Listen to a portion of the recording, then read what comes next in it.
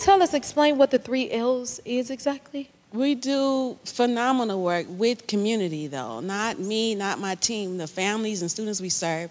We offer, I was a teacher and a principal, and just knew our kids who were struggling to read like me, it's something else we have to do. We have to support teachers to do the work of reading. We have to support the principals to understand how to lead the work of reading. And we have to create space and listen to students and families in authentic, healing, humanizing ways that if a mama says my baby can't read, that we find a solution for it. Our program is creating space for that. Wow. And speaking of space, you've impacted over 6,000 people? More. I'm Bree. More. But not to be cocky or anything. No, how you moving? The work that we do, what we're finding is that other organizations who have struggled with understanding how to support Black and brown families in literacy are emulating us. We're more than willing to hand out the turnkey, do what you need to do so kids can read. Yes. Literacy is a civil right. I love your passion. Right, it's not a game. It's not a game. You're so passionate about it. Can you tell me, what's your ultimate goal? Like, how far do you want to see it get? And, you know what I mean? If we look at the literacy data across the world, our kids across the globe aren't reading. I want to see every kid reading. I want to start with Oakland, but I'd like to see internationally us to say where we're clear that 100% of our kids are reading when they leave kindergarten, 1st grade at the latest, 2nd grade, if we need to do extra supports.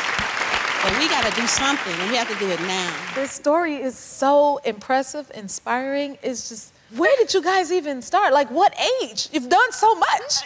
We have. I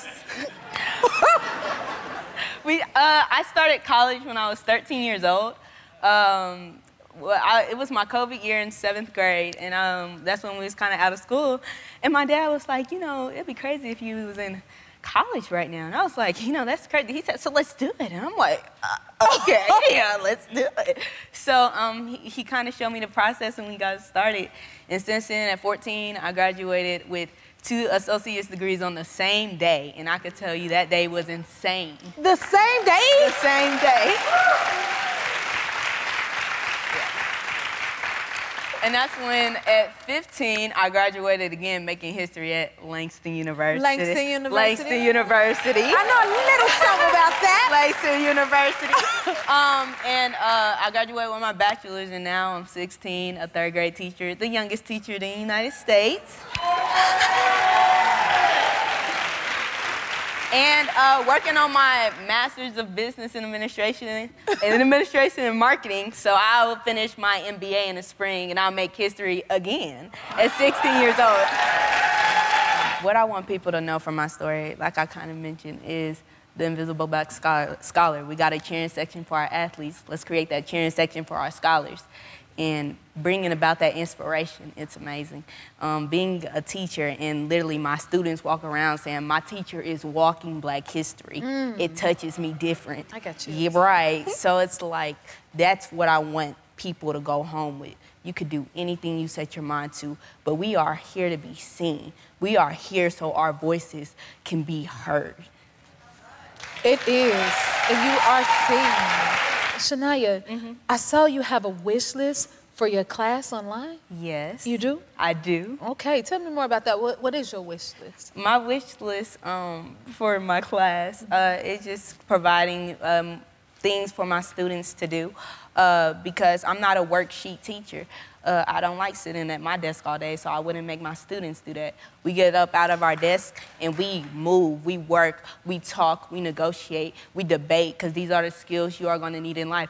I tell them, I don't teach you to teach. I teach you so you can apply it to your life and create your own standards with them. So my wish list just has plenty of things so we can kind of make it an untraditional experience, because that's what I did. So I was like, I'm going to provide you what my dad provided me. That's right. You're changing the game. So we would like to give you a little donation towards that. We want to give you $1,000 to help out with that. What? Yes, we do. Here you go.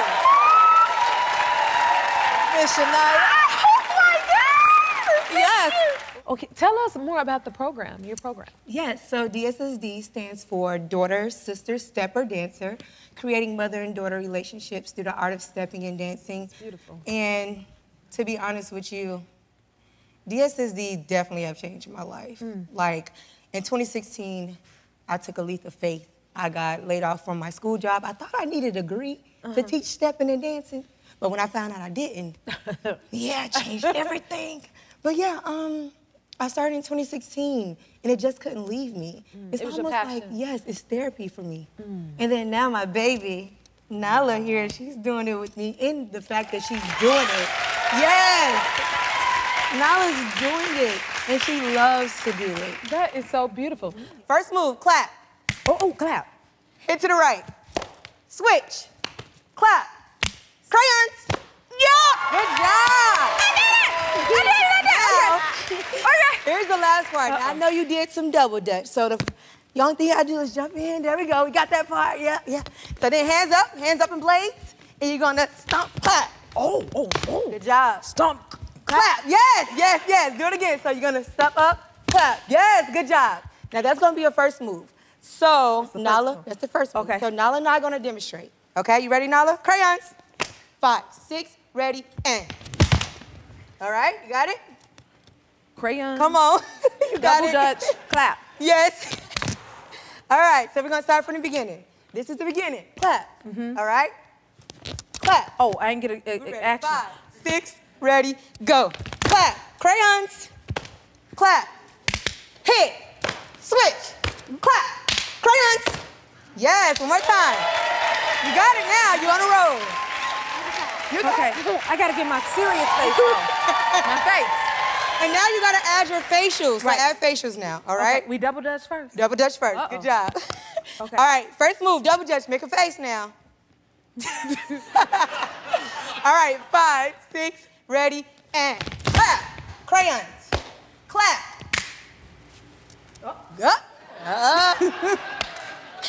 Right. Left. Clap. Crayons. Good job.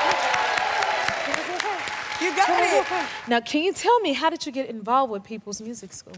So I've been teaching for many years, band, general music in public schools, and I found a listing for this amazing place, People's Music School. It's been around 48 years, tuition-free music instruction for, at this point, 10,000 children in Chicago.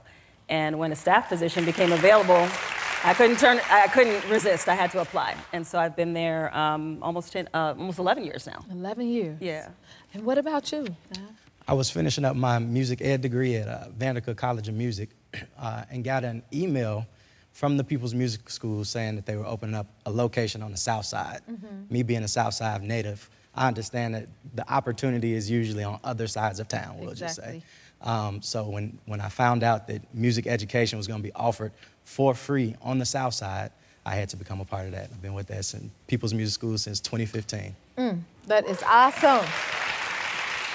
How has the music program changed the kids' lives? Unfortunately, every student doesn't have the means and the resources to be able to get music lessons. They're very expensive. Yes. And so what we do at People's Music School is we make a completely tuition-free opportunity for them to explore this aspect of their lives. So for some students, it means that they are composing music that we had a student, their composition was played by Grammy Award-winning musicians 2 months ago.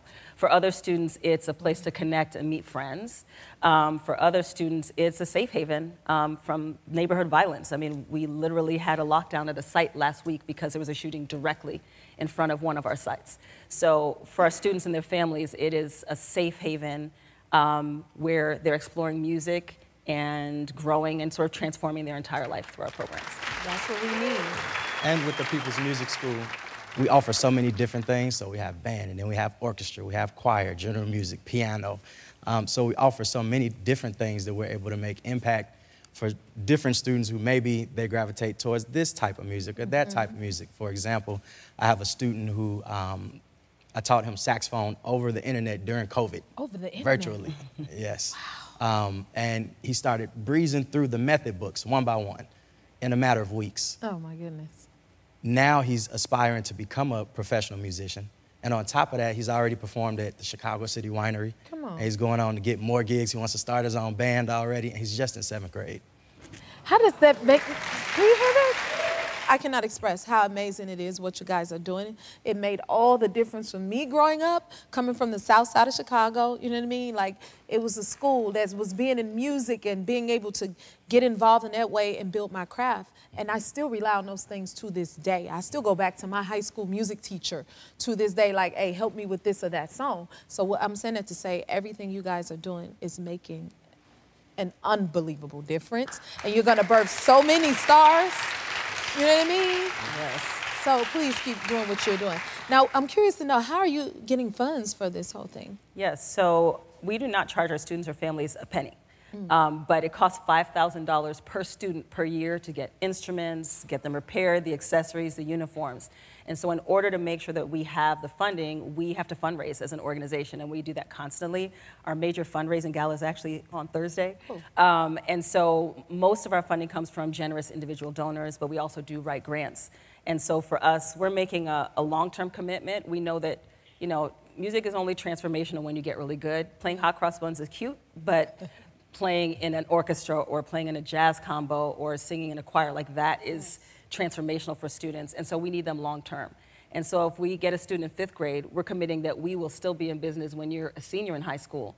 And so we need funding for all of that. And so for us, funding is the key, and finding generous donors who are willing to give that to make sure we can sustain our programs is critical.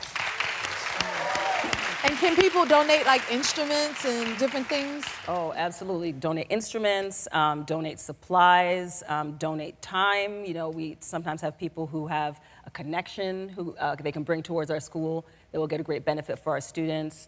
We have wonderful artists who donate their time and sometimes come and talk and sing and perform masterclass with our students. I hear you.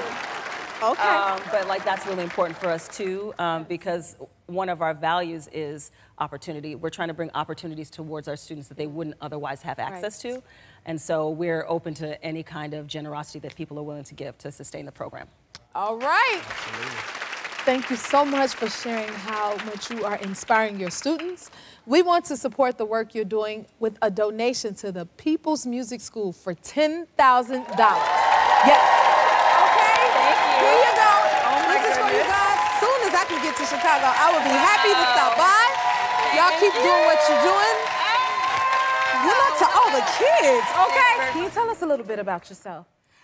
I'm Tatiana Yurahimova. I teach physics at Texas A&M University. Okay.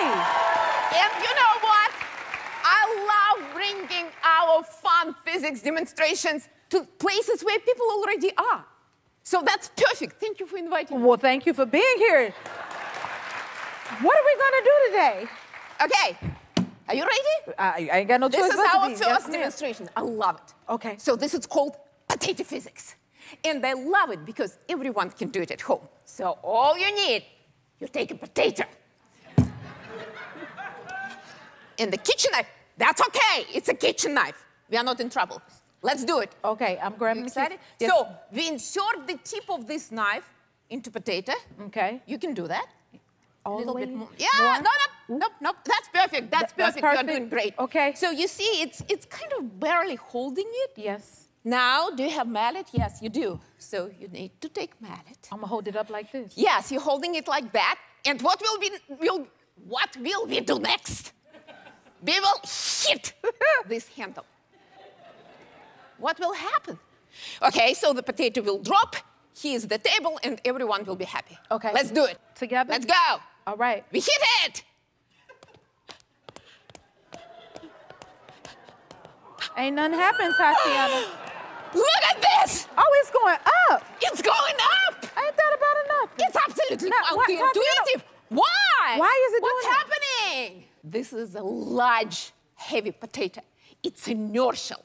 It doesn't have time to move every time when we hit the handle. So the knife goes through the potato. You see? Yeah. It's demonstration on inertia, and everyone can do it at home. Now, before you do that, we need to know how to get rid of this potato Yes. without injuring your fingers, right? Never ever touch the blade with your fingers when you try to get rid of this potato. Do this. And we are safe. We did it. Almost. Yeah. Let's just hold it like this. Hold it up. And do it. Yay! We did it. We did it. We did it. to the next Yeah, one. I have no idea what's gonna happen here. You need to help me. I have to help you? Okay. Yes, look at this. It's just a bike wheel, but with really good bearings. Okay. Bicycle wheel on this axle, and there is a rope. And now I will hold the rope, and I will let it go. Ah! It falls. You don't look impressed at all. No. Why? That's what we expect, because there is gravity. Boring. What will we do next? Now I want you to hold it. Oh. Can you do that? Yes, I can. Just hold it. Wait, am I holding the rope or the side? Yes. Can I put my hand It's on a your little hand? heavy. Is that okay? Yes. I'm spinning it. Let's do it. Uh-huh. Now you give it to me. You give it to me. Thank you so much. Same rope. I let it go. What will happen? Ah! It stays. Look at this. It is spinning. And it also goes round and round and round. This motion is called precession. It is precessing and spinning. It's like gyroscope now. Want to feel it? What part am I feeling? Let's do it. Let's do it. Let's do it. It's your show. Yes. Do it. No, So, this your show right now, baby. Hold the line. hold it. Here's the rope. How did you get into science? Well, I was not one of those girls who were staring at stars and became a scientist. No, my parents were physicists, my role models. So I got my physics degree. Wow. But I didn't teach. So when I came to Texas A&M, I didn't have, oh, you're holding it, I feel Yeah, bad. it's heavy too. It's heavy. Uh-huh. So I didn't have any teaching experience, and I didn't know how much I would enjoy teaching. But then opportunity knocked on my door. I was offering to teach. You know, now I cannot imagine my life without teaching. Just walking into my class You're and amazing. teaching my class. Show us this. Let's do this. What's happening? This here? one we will do together. We have dry ice. What is dry ice? Solid carbon dioxide, right? So dry ice evaporates. It's a great example of sublimation. Goes from solid to gas. Now, when you work with dry ice, you need to put a glove on, please. This glove on. Because it's cold. It's cold. It's a, I don't like being cold. it's one. No, you cannot do that because Should I you'll put hurt both yourself. of them on? You can put both. I like to You follow look at this. instructions. They're very elegant. So just your size. Perfect. Now, we take this dry ice My gloves may be too big. and we will put it, several pieces. We will put it into this cup. Now let's add water. We will add a little bit of water to create a small cloud. So far, small cloud. Okay, let's do it. Small cloud. I add, oh, you see? It's a Yes. cloud. Want to do it or you want me to do it? You go ahead. Let me do that. Now, fun part comes. You can buy dry ice in the supermarket, so this demonstration also, everyone can do it at home. Yes. So you don't need gloves I anymore. can take the gloves off Yes, now. please Okay. take them off. Removing gloves. You hold this paper towel, and I will hold the paper towel. And now we will soak this paper towel in the bubble solution. No tricks. This is just regular bubble solution. Watch. Bubbles. All this fun. Okay, so we will soak this paper towel in bubble solution.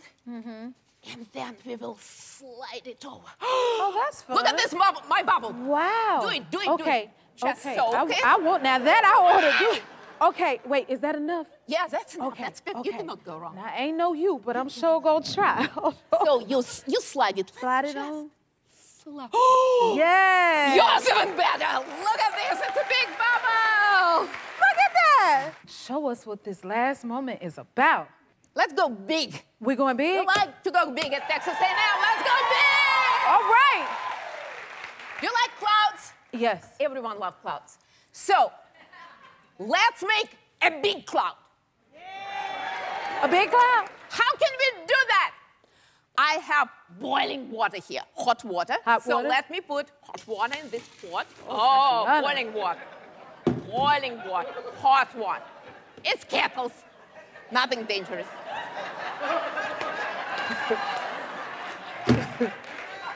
But now, what will we do next? Oh. Now you need to put this on. I'll take And those. I will Thank tell you why. Yes, yes. So what I have here is liquid nitrogen. Are you breathing there? Still breathing? Yeah? What do you breathe, people? What? Air! And air is mostly nitrogen. What I have in this flask is liquid nitrogen. It's basically liquefied air. And you know what? It is at crazy cold temperature. It is 400 Fahrenheit, colder than temperature of your skin. That's why we put this on. And are you ready? Yes. A little bit further, a little bit further. You say so. I follow perfect. instructions, yes, ma'am. Okay. Cheer us up. Let's Woo! go. All together. 3, 2, 1.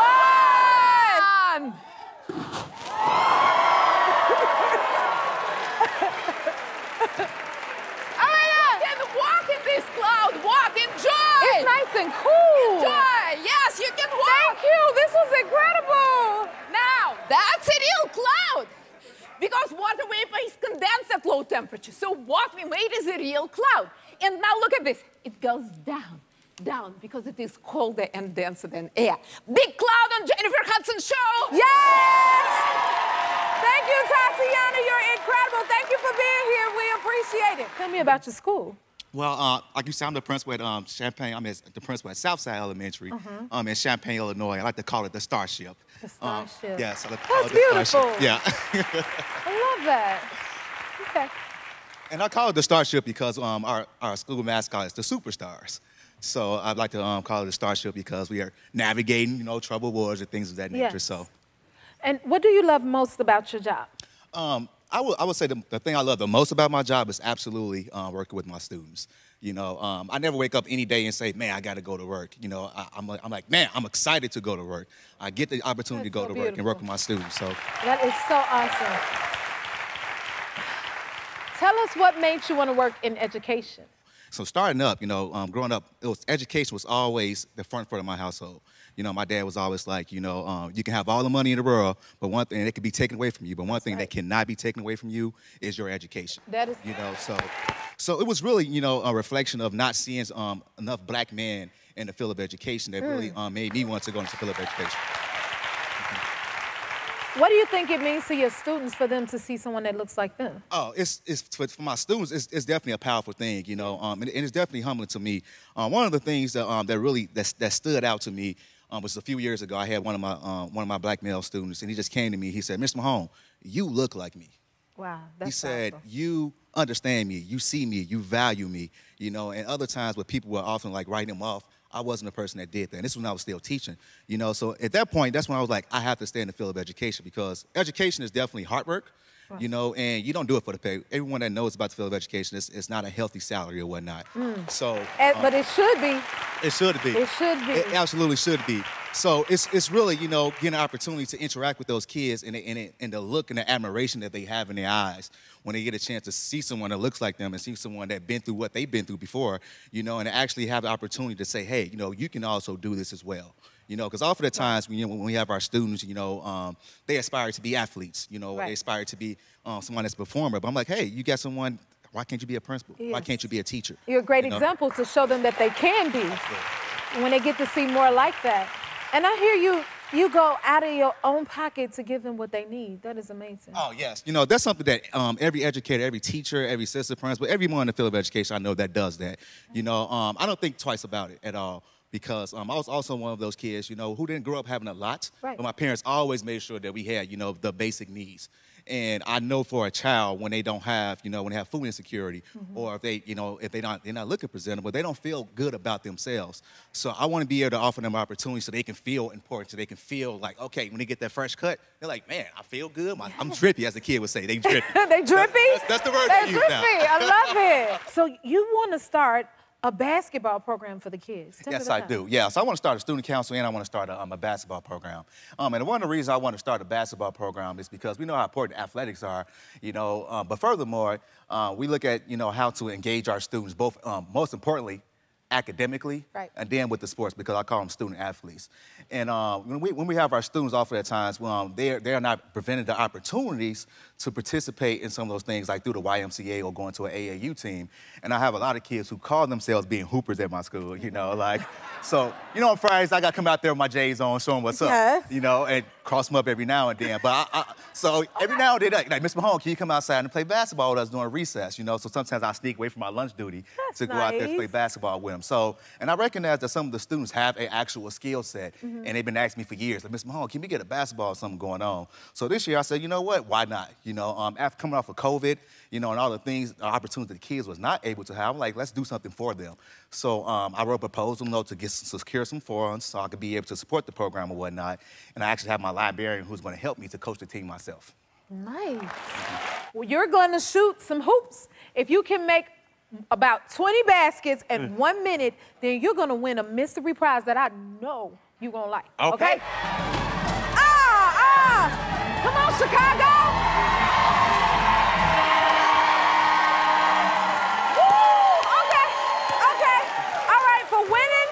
Let me tell you what you're getting. For winning, we're giving you and your whole school tickets to see the Chicago Bulls, baby. All the babies. Y'all going to see the Chicago Bulls. Here is your basket. Oh, my God. We love the babies. We love the babies. And we love what you're doing for the children. You keep doing what you're doing. Oh, my God. You were shooting for dear life for each and every one of your students. I was thinking about y'all my kids. see that? Yes. Okay. We'll be right back, y'all. That was amazing. So, tell me about your school that you've been running. So we own a private micro school called Leadership Faith Academy. And so if you were to just kind of visualize a homeschool with a private school curriculum, that's our program. And so we have 74 students right now, and this is going on our 5th year in business at the school, and customized learning. Customized, I love that. So each individual child, we believe, of course, you know, they learn different, right? And so that's what our focus is to make sure that we're customizing their education. So beautiful. Yes. You want to add something to that? We have about 10 staff, and Ashley and I actually teach as well at the school. I teach math, science, and health, and Ashley teaches history and language arts. So I'm the principal, she's the assistant principal. all things. Yes. So, okay, because y'all do ministry too, and I know of a family church, but you got a family school. Yes, ma'am. Look at God. I love that. Y'all say yes, ma'am, at the same time. Okay, are you surprised like how far it snowballed and how many you've been able to help? It has blown our mind. Us away. We only started off with 9 students. 9 students. 9 you have students, how many now? 74. And next year we're projected to have to go up to 100. Go on, Theron. Yes. Y'all better work. Yeah. How do you feel your school has helped heal the community and help the community? Oh, my goodness. We do a lot of community service activities. We tell our students all the time, one day you're going to change the world. We call our students world changers. So we tell them, hey, one part of changing the world is going out and changing the community. So we do a lot of coat drives. We do a lot of canned food drives. We do a lot for the community because we believe that pouring back into our community, like our community gives to us. So we're huge about that. And it really prompted us because we have our own nonprofit now as well. So in addition to the school, that's what really, we decided to start our nonprofit organization where we give back to the community as well through that. Come on, ministry through education too. That is important. So what are your hopes for the future of the school? Growth. Our prayer is that, because our goal is to always stay under 150 students per location. So we want to grow to different locations throughout the city, and then also grow our nonprofit through the organization as well, and just, you know, be able to help with pediatric mental health and just, you know, of course, like economic empowerment, things like that is some of the things that we do. We also, we want to increase these students academically through technology. That's one thing that we really want to grow at our school is through technology, giving them the tools that they need to succeed. So we really, that's our goal for growth in the future. Well, you're well on your way, as you can see. First of all, congratulations being the principal of the school. Tell me, how did that happen? It's crazy, and thank you. I was called on a Wednesday night, 1 week before school started, and our previous principal had left, and they said, we need a principal, and we want you to be that person. And it came out of the blue. It was a complete and total shock and very awe and humbling. Yeah. Did you think when you started out as a janitor that it would one day lead to this? Was that ever even a thought? Never. I never would have imagined. Now, not even in a million years would I have thought, I'm going to be at the school principal here someday. No. You didn't see it coming. It's just... No, I didn't even see it coming the week before school started. Tell me more about when you started as a janitor. I grew up in the little town of Ione. And I went kindergarten through 8th grade at Ione Elementary School. And it was a great little place to grow up. When I was 20, 21 years old, I had no plans. I didn't know what I wanted to do. And so I got married and I supported my wife. I applied for a job and I became the Ione Elementary School janitor, cleaning the classrooms for the teachers that I grew up with. And so that was very, very weird to be cleaning Mrs. Finch's classroom or Mr. Walsh's classroom. What inspired you to become a teacher? Once I started as the janitor, the teachers there noticed how I was interacting with the kids and how the kids kind of gravitated towards me. And after school, I was tutoring them in math. And the teachers kept telling me, you need to become a teacher. You need to go, but these kids need you. And I fought it for a long time. And then my son was born in '96. And when he was 2 years old, I said, you know what? I'm going to do something to show my son. You can, no matter what challenges you face, no matter what obstacles you face, to go accomplish something. Don't be afraid to go out and do it. How much do they mean to you, the kids?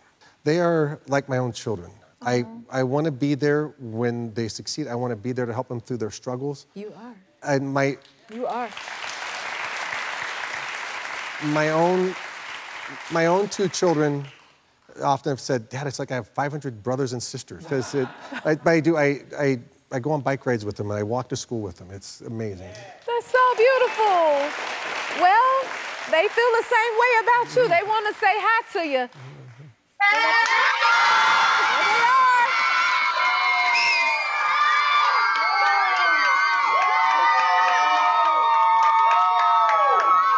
Y'all better be amped. Hey, kids, tell your principal how much you love him. How much does he mean to you? Very much. Very much. He means the world to us. He's done everything for us. He's had our back always. He's given us so many opportunities to succeed. He's came up with safety patrol, cops for kids. He's just the best. I also think that you're incredible. And just know it's the teachers that makes all the difference in the world. And I think it's something that we all should continue to encourage, to have people like you that are a blessing, that instills in our children and make all the difference in the world. And so we want to honor you today and send you on a nice little vacation to celebrate all your beautiful work, okay? So now you're going to go to a 5-night stay for your family at Garza Blanca Resort and Spa in Cancun. Now, I don't know if you can take the baby to this, but you'll stay in the Ocean View Suites and you'll dine on a gourmet cuisine while relaxing poolside because you deserve it and then some. If you like this video, smash that like button and subscribe to the Jennifer Hudson Show YouTube channel. Check your local listings or visit jenniferhudsonshow.com to see when you can watch full episodes in your area. And don't forget to sign up for the newsletter.